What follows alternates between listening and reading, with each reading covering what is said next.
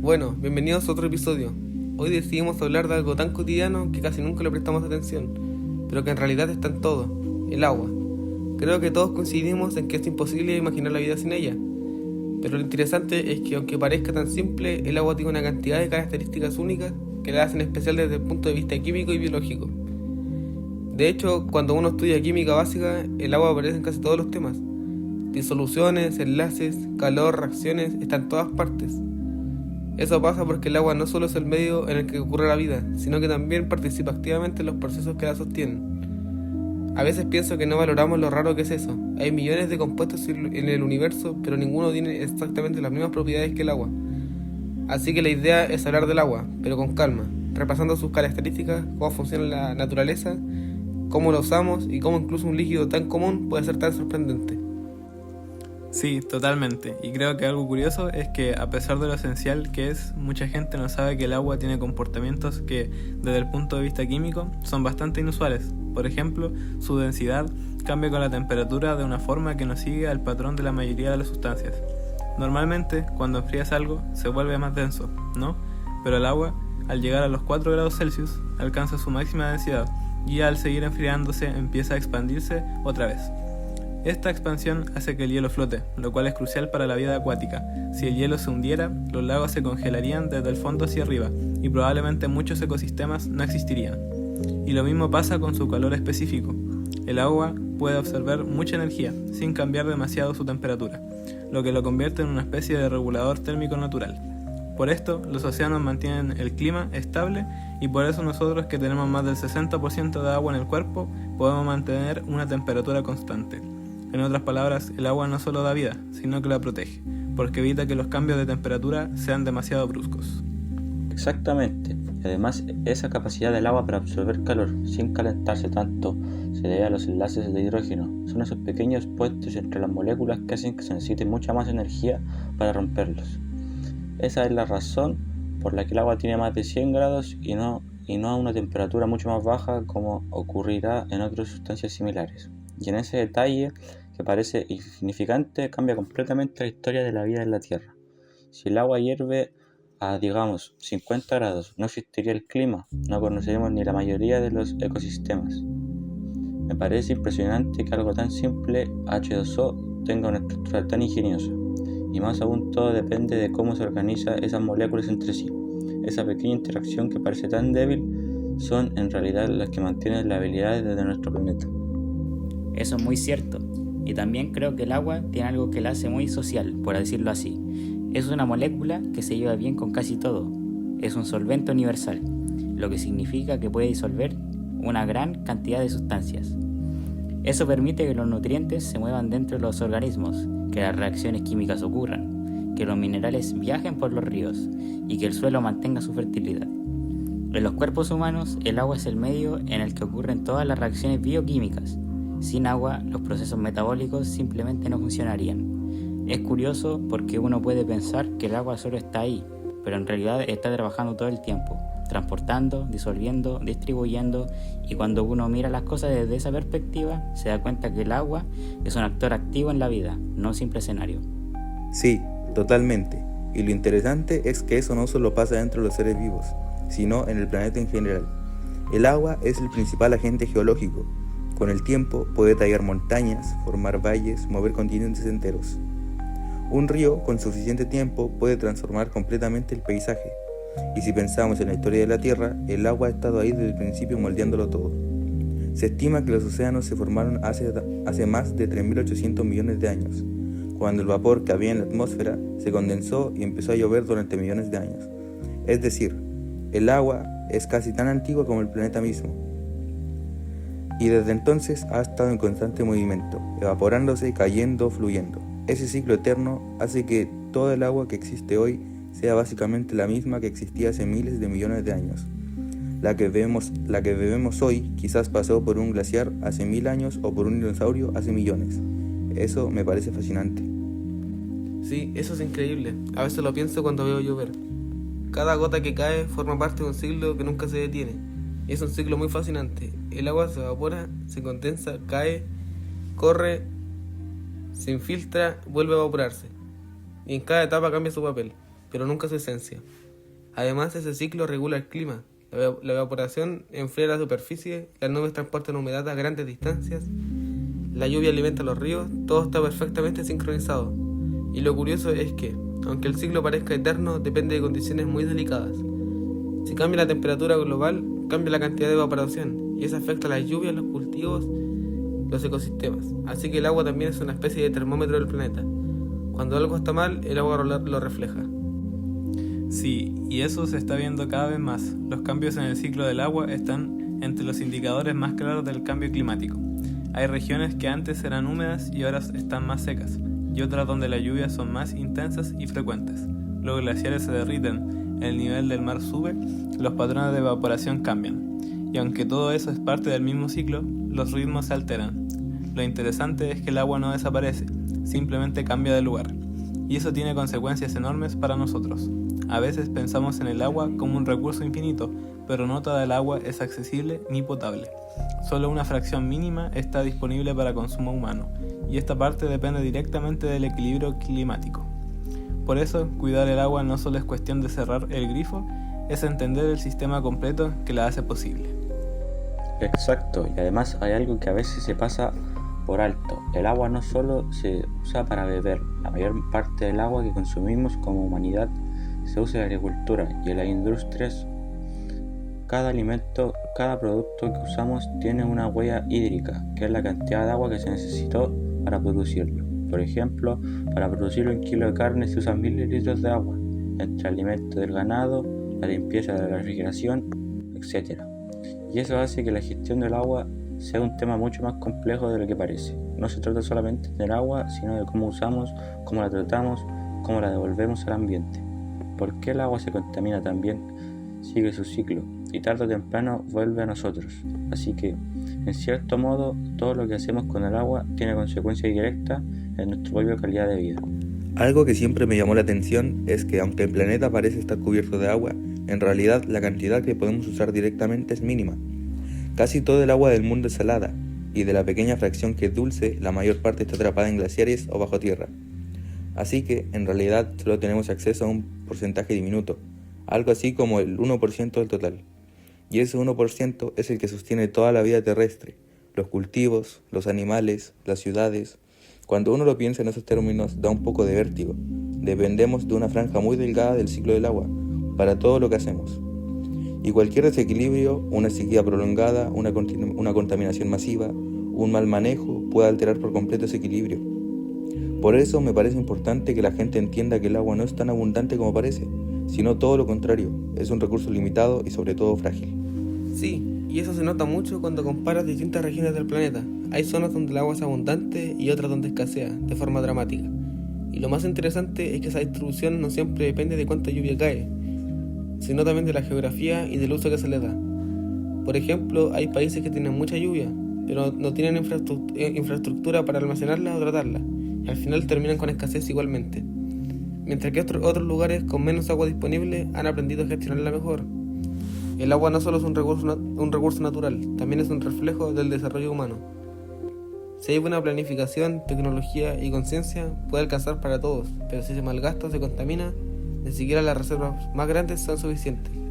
Y ahí entra la química, porque todo el tratamiento del agua, desde que sale de un río hasta que llega al grifo, es un proceso químico cuidadosamente diseñado. Exactamente, el agua que usamos todos los días pasa por una serie de procesos que muchas veces damos por sentado. Primero, se capta de una fuente, un río, un lago o un pozo. Luego se somete a filtración, coagulación, decantación y desinfectación. Cada paso tiene una función específica. Por ejemplo, la coagulación sirve para agrupar las partículas pequeñas en otras más grandes que pueden eliminarse fácilmente. Después, con la filtración, se eliminan los sólidos en suspensión y finalmente se utiliza cloro o, en algunos casos, ozono para eliminar los microorganismos. Todo eso ocurre antes de que el agua llegue a nuestras casas, y cuando ya lo usamos vuelve a otro sistema, el de tratamiento de aguas residuales, que básicamente hace el proceso inverso. Esa parte es aún más compleja, porque el agua que usamos no solo tiene impurezas naturales, sino también residuos químicos, detergentes, aceites y muchos otros contaminantes que requieren un tratamiento más específico.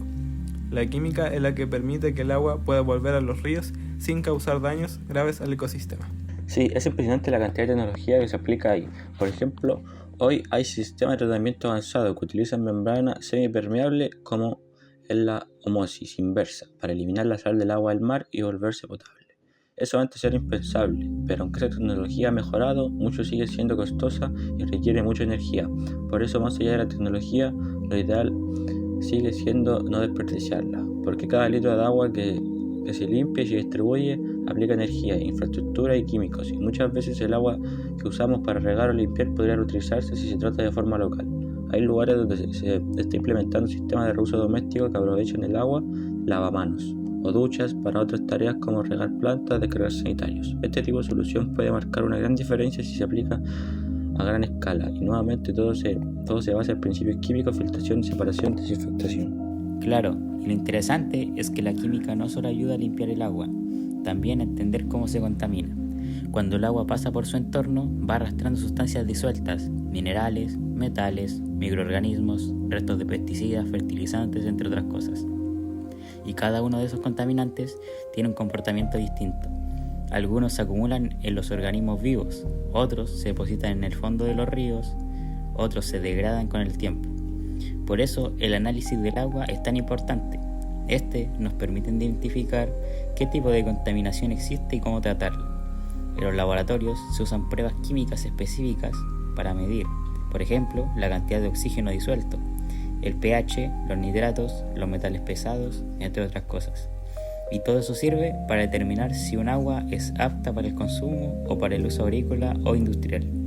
Porque no toda el agua tiene que ser potable, pero sí tiene que estar en condiciones adecuadas para su uso. La química es la que pone las reglas en cierto sentido. Sí, y eso me hace pensar en cómo el agua refleja el estado de un ecosistema. Si analizas la calidad del agua en un río, puedes saber mucho más sobre lo que pasa alrededor. Si hay exceso de nutrientes, probablemente hay contaminación agrícola. Si hay metales pesados, tal vez hay actividad industrial. Si hay bajo oxígeno disuelto, puede ser que haya desechos orgánicos que consumen el oxígeno del agua. El agua es como un espejo de su entorno, por eso cuidar los cuerpos de agua es cuidar todo lo que los rodea. Y lo más interesante es que el agua se limpia sola, hasta cierto punto. Los ecosistemas acuáticos tienen mecanismos naturales de purificación. Las plantas, los microorganismos, el movimiento del agua, todos colaboran para mantener el equilibrio.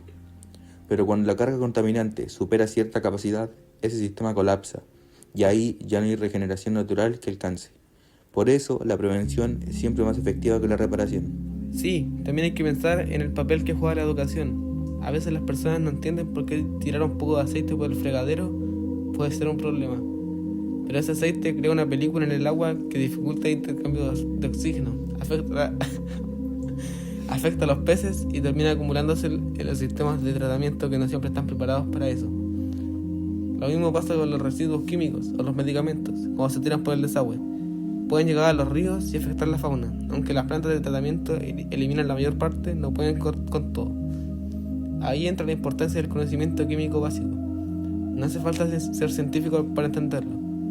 Basta con saber que el agua es un sistema vivo, en constante interacción, y que todo lo que entra en ella tiene un efecto. Me gusta cómo suena eso, porque creo que ese es uno de los grandes retos, lograr que la gente vea el agua como algo vivo, no solo como un líquido que sale de la llave, sino como un sistema que está conectado con todo lo que hacemos.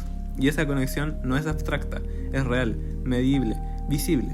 Por ejemplo, cuando deforestamos una zona, el agua de lluvia ya no se filtra igual, empieza a escurrir más rápido, erosiona el suelo, los ríos se enturbian y con eso cambia todo el ecosistema. Ahí también entra la química del suelo y del agua, porque al alterarse el equilibrio cambian las reacciones naturales. El agua que antes era limpia ahora lleva sedimentos, nutrientes y contaminantes. Y eso afecta desde los microorganismos hasta los grandes animales acuáticos. Es una cadena. Lo que pasa en un punto del ciclo afecta a todos los demás. Sí, y creo que esa es una de las cosas más impresionantes del agua, su capacidad para conectar todo. Por eso, entender la química del agua es entender el equilibrio del planeta. Desde cómo se disuelve una sal hasta cómo se forman las nubes. Todo es interrelacionado. Y aunque hoy tenemos más conocimiento que nunca, también enfrentamos más desafíos. La contaminación, la sobreexplotación, el cambio climático, todo está poniendo a prueba ese equilibrio. pero al mismo tiempo también estamos desarrollando soluciones desde tecnología para captar agua de la niebla hasta plantas que purifican el agua, usando procesos biológicos.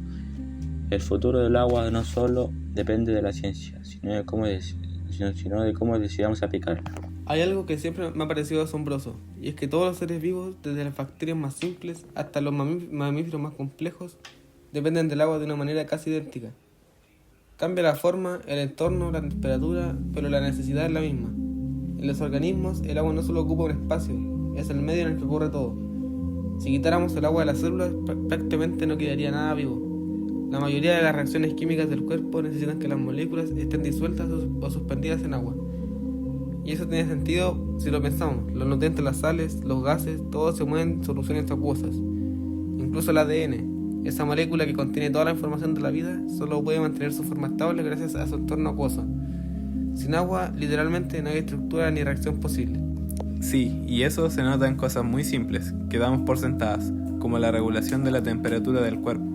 Cuando tenemos calor y sudamos, lo que ocurre es que el agua del sudor absorbe el calor, y al evaporarse nos enfría. Es un mecanismo elegante y eficaz, y detrás de eso hay pura química. El agua tiene más alta entalpía de evaporación, que significa que necesita mucha energía para pasar de líquido a gas. Esa energía la toma del calor del cuerpo y por eso nos refresca. De nuevo, algo tan común como el sudor está sostenido por una propiedad molecular que no encontraríamos en casi ningún otro líquido. Y eso no solo nos pasa a nosotros, muchos animales también usan el agua de distintas formas para regular su temperatura o mantener sus tejidos hidratados. Hasta las plantas transpiran. El agua es, de alguna forma, el sistema de refrigeración universal de la vida. Exacto, y si miramos dentro del cuerpo, la historia se ve todavía más interesante. El agua no está tan solo en la sangre o en los tejidos, sino también dentro de las células, en un espacio que se llama citoplasma. Ahí cada molécula de agua está rodeada de proteínas, iones, azúcares y aduandas que se mueven choques y reacciones. Podríamos decir que en el agua es el escenario donde ocurre toda la bioquímica. Y lo curioso es que aunque muchas veces la tratamos como simple solvente, en realidad tiene un papel activo. Forma puente de hidrógeno, estabilizando estructuras, facilita reacciones. Hay proteínas que solo funcionan bien estando rodeadas de la cantidad correcta de agua, porque las moléculas de agua afectan la forma en la que las proteínas se pliegan. Así que sin agua no habría reacciones químicas, tampoco habría forma ni función. Sí, y si lo pensamos mejor, eso también pasa en las plantas. El agua cumple varios roles a la vez. Por un lado, es el vehículo que transporta los nutrientes desde el suelo hasta la hoja, a través del sistema vascular de la planta, y por otro, es el componente clave de la fotosíntesis, que es el proceso que produce la materia orgánica que luego alimenta al resto de los seres vivos, o sea, el oxígeno. En la fotosíntesis, las moléculas de agua se dividen gracias a la energía de la luz y liberan oxígeno como producto secundario. Esa reacción, aparentemente simple, fue lo que cambió la atmósfera de la Tierra y permitió que apareciera la vida tal como la conocemos. O sea, sin agua no hay fotosíntesis, por lo tanto no hay oxígeno. Sin este oxígeno no pueden haber ni otras plantas ni animales, todo está encadenado. El agua no solo mantiene la vida, sino que la originó. Y lo curioso es que a pesar de toda esa importancia, los seres vivos son bastante vulnerables cuando falta agua. En los humanos, por ejemplo, basta con perder un pequeño porcentaje del agua corporal para que empiecen a fallar las funciones básicas, la concentración, la temperatura, la digestión. Y en plantas pasa algo parecido. Cuando no hay suficiente agua, cierran sus estomas, que son como pequeñas válvulas en las hojas, para evitar la pérdida de vapor. Pero al cerrarlos también dejan de intercambiar gases y la fotosíntesis se detiene. Así que una simple sequía puede detener por completo el crecimiento de un ecosistema. Es increíble cómo algo tan abundante puede ser al mismo tiempo tan determinante. Sin agua todo se apaga muy rápido. Sí, y además hay un aspecto que a mí me gusta mucho, y es que el agua también sirve como mecanismo de comunicación dentro de los seres vivos.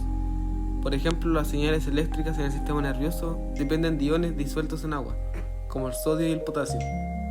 Esos iones se mueven a través de membranas celulares y eso genera los impulsos eléctricos que permiten pensar, moverse y reaccionar. En otras palabras, hasta nuestras ideas de alguna manera dependen de la química del agua. Si el agua del cuerpo no tuviera la composición correcta ni la concentración adecuada de sales, las neuronas no podrían comunicarse. Así que, literalmente, el agua también forma parte de lo que somos en un sentido mental o funcional. Somos sistemas acuosos que piensan. Y eso se complementa con algo más físico, el transporte. El agua es el medio por el que todo circula. En la sangre, por ejemplo, los glóbulos rojos viajan suspendidos en plasma, que en su mayoría es agua. Ese plasma lleva oxígeno, nutrientes, hormonas y también recoge los desechos para eliminarlos. Si la sangre no fuera líquida, nada de eso sería posible. Y lo mismo ocurre en las plantas, donde la savia es básicamente agua cargada de minerales. Cuando uno observa todo eso, se da cuenta de que el agua no solo da forma a los seres vivos, sino que les da movimiento. Es el medio por el que viaja la energía y la materia dentro de los organismos. Sí, y ese transporte también tiene una parte termodinámica muy interesante. Por ejemplo, en las raíces de las plantas el agua asciende por los vasos capilares sin necesidad de una bomba o de energía externa. Lo hacen gracias a cohesiones entre moléculas de agua y la adhesión a las paredes de los vasos. Esa combinación crea una tensión que literalmente hace subir el agua, incluso metros arriba.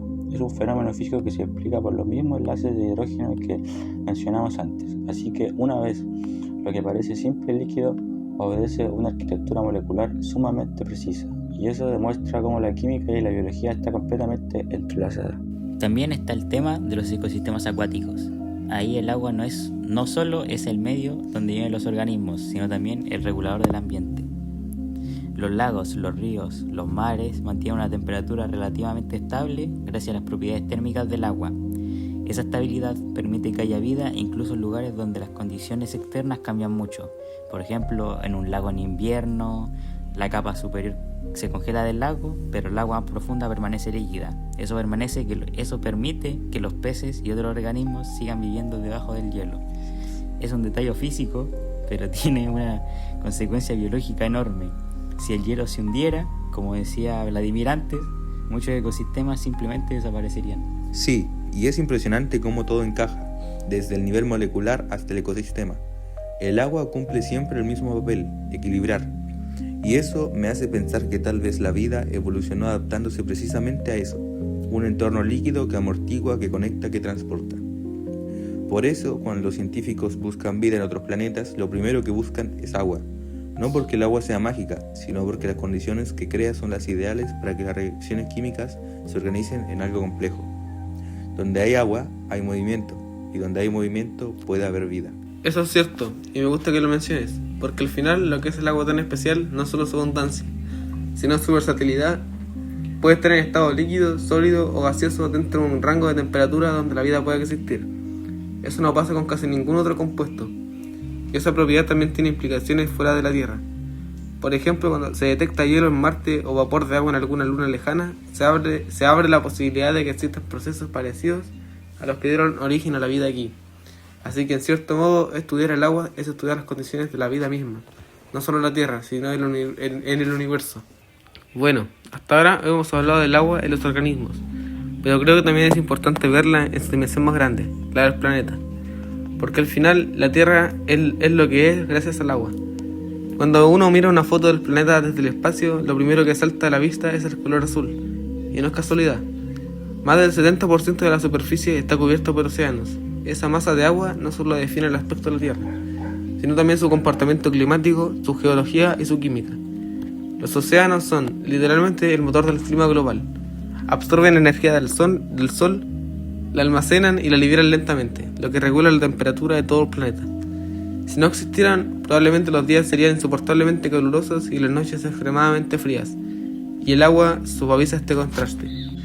Exacto, y ese papel de moderador térmico que cumple el océano es una de las razones por la que la vida puede existir con tanta estabilidad. Los océanos distribuyen el calor mediante las corrientes marinas.